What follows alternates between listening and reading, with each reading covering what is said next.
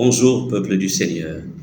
C'est avec un grand plaisir que je vous retrouve en ce jour autour de notre émission qui s'intitule La Minute de la Parole.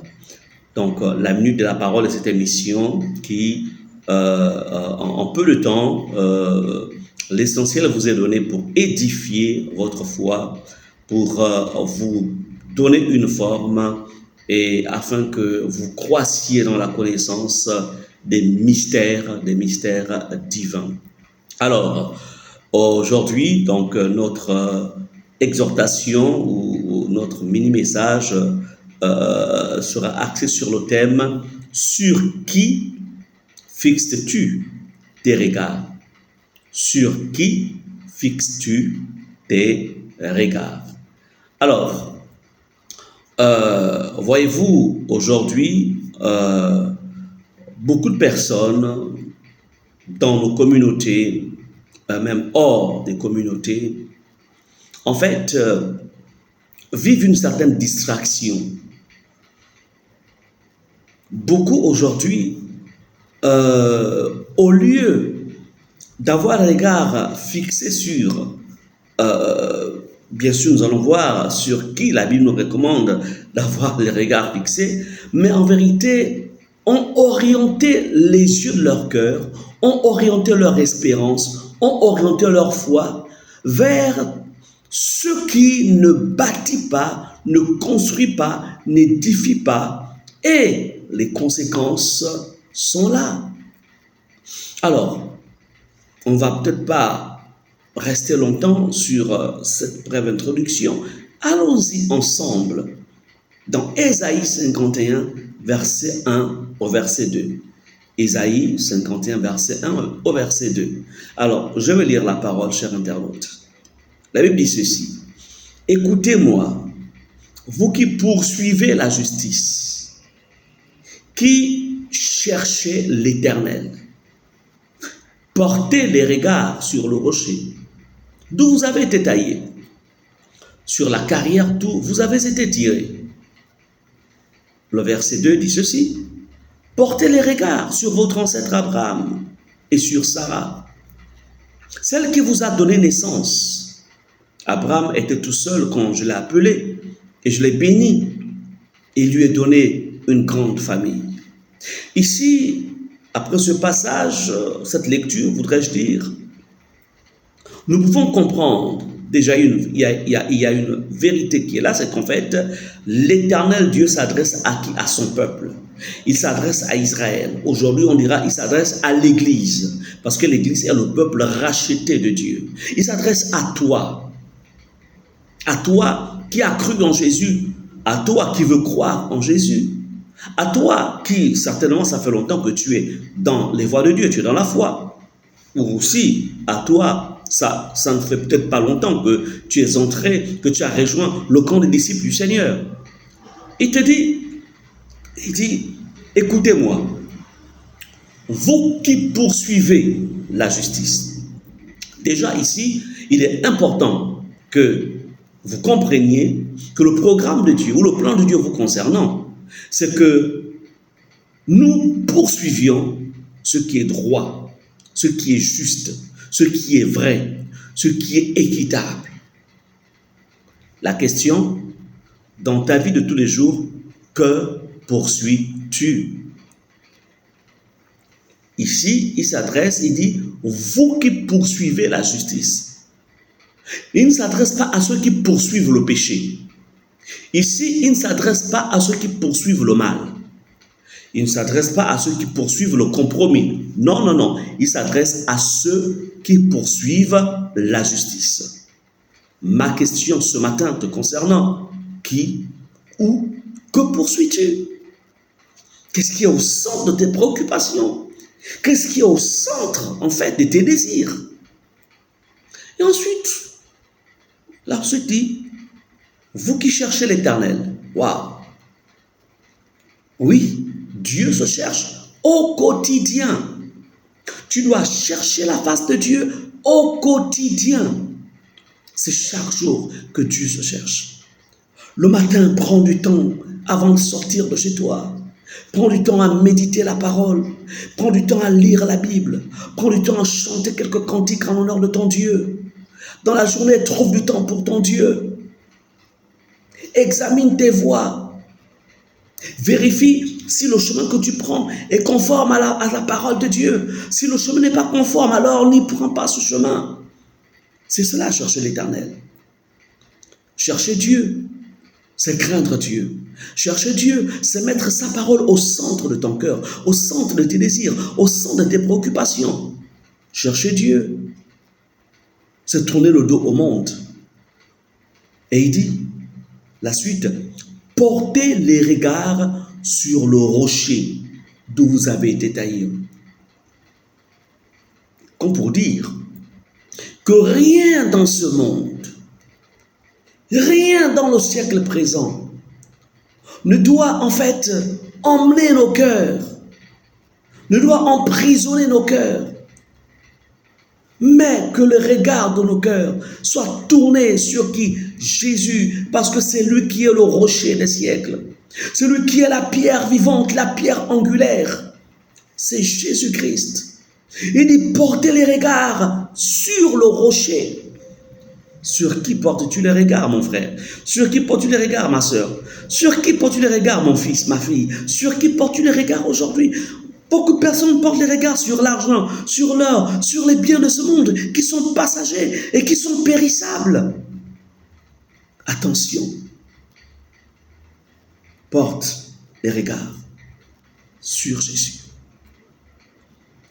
La Bible dit, d'où vous avez été taillé. Comme pour dire, d'où vous avez été tiré. Parce que Jésus, il est la tête et nous sommes les membres. Alléluia. Il dit, sur la carrière d'où vous avez été tiré. Ah oui, Jésus, il est notre carrière. C'est Jésus. Sur qui? Jusqu'à ce jour, jusqu'à cette heure, jusqu'à cette seconde, sur qui as-tu porté ou portes-tu tes regards? C'est la question. Chaque jour de ta vie, rassure-toi que tes regards sont tournés vers Jésus. Que tu sois dans le bonheur, que tu sois dans l'épreuve, que tu sois dans des problèmes, porte tes regards sur Jésus. La vérité, c'est qu'il n'abandonne jamais ceux qui portent le regard sur lui. Il est la lumière du monde. Il est notre chemin. Il est notre lumière. C'est lui qui éclaire nos sentiers. Si nos regards sont tournés vers lui, nous ne marcherons point dans les ténèbres. Si nos regards sont tournés vers lui, nous ne marcherons jamais dans la confusion. Si nos regards sont tournés vers lui, oh my God, il est celui qui nous tiendra par la main et qui nous dira, suis-moi mon fils. Il est le bon berger. Il est celui qui a donné sa vie pour nous racheter. Il est celui qui a donné sa vie pour nous donner une nouvelle identité. Jésus-Christ le ressuscité. Que les regards de son Église, que les regards de son peuple, que ton regard à toi qui m'écoutes soit tourné toujours et constamment sur Jésus-Christ le ressuscité. Jésus-Christ, le Dieu de tous les esprits. Jésus-Christ, le roi des rois, le Seigneur des seigneurs. Portez les regards. Portez vos regards sur Jésus-Christ. Bien-aimés, la suite nous dit ceci. Au verset 2 d'Ésaïe 51, la Bible dit, portez aussi les regards sur votre ancêtre Abraham. Comme pour dire, portez aussi vos regards sur vos conducteurs. Il y a Jésus qui est le Seigneur des seigneurs, qui est le roi des rois. Mais aussi Dieu dit, portez aussi les regards sur Abraham. Pourquoi Abraham? Parce que Abraham a été un conducteur. Abraham, il est le père de la foi. Église. Vous savez, aujourd'hui, il y a un type d'attitude ou de slogan où beaucoup de chrétiens disent parfois, bon, moi c'est seulement Jésus, je ne suis que Jésus, je suis seul pour Jésus, je ne suis pas là pour un homme. Mais tu es dans l'erreur. Jésus te parle au travers de ton pasteur. Jésus te bénit au travers de son serviteur, au travers de 5 ministères. La Bible déclare que le ministère apostolique, pastoral, celui d'évangéliste, de prophète, de docteur, d'enseignant, ces ministères, en fait, ont été mis au service du corps pour l'édification du corps de Christ. C'est pourquoi ici, la Bible dit, le Seigneur dit, il dit, portez aussi les regards sur votre ancêtre. Portez regard sur, en fait, sur vos conducteurs. Comme je le disais, ici, l'ancêtre Abraham sur Sarah, en fait, ne sont qu'une représentation des conducteurs restés fidèles à Dieu. Oui, on n'est peut-être pas en droit, en fait, de porter nos regards sur n'importe lequel des conducteurs. C'est sur ce conducteur qui craint Dieu, qui a un modèle, qui a fait de Jésus-Christ le centre de sa vie. Ce conducteur qui vit la sainteté, la crainte de Dieu, pas quelqu'un de corrompu, mais quelqu'un qui marche dans la vérité et qui a fait de Jésus, en fait, sa lumière. Oui, sur Jésus-Christ. Oui. Peuple de Dieu, dans cette exhortation, ce message de ce matin, ce bref message, je voudrais ici t'interpeller. C'est une question. Sur qui fixes-tu tes regards? Beaucoup aujourd'hui dans les églises portent les regards sur qui? Ils portent les regards sur, ils vont porter les regards sur un frère, ils vont porter les regards sur une sœur, ils vont porter les regards en fait sur tout autre type de personnes, mais ils vont pas porter les regards sur leur berger, sur leur pasteur. Mais écoutez, le berger, il a reçu un mandat divin, un mandat venant de Dieu qui lui permet de te montrer le chemin, parce que lui-même il connaît le chemin. Et vous avez des personnes qui viennent dans des églises, dans des communautés qui diront « J'étais dans cette église, franchement, en fait, ça m'a déçu. » Parce que tout simplement, bon, il a eu peut-être des soucis avec un membre de la communauté, il a eu des soucis peut-être avec un frère, une sœur, etc. Et il juge toute l'église, il décide de rester à la maison, de ne plus jamais aller à l'église parce que tout simplement, il a eu des problèmes avec un frère, avec une sœur. Mais non, la Bible ne dit pas de porter les regards sur les autres brebis. Ici, Dieu dit portez les regards sur qui? Sur mes serviteurs. Parce que Abraham est l'image du serviteur fidèle. Sur qui fixes-tu tes regards? Sache que ta foi, pour qu'elle soit bâtie, qu'elle soit forte,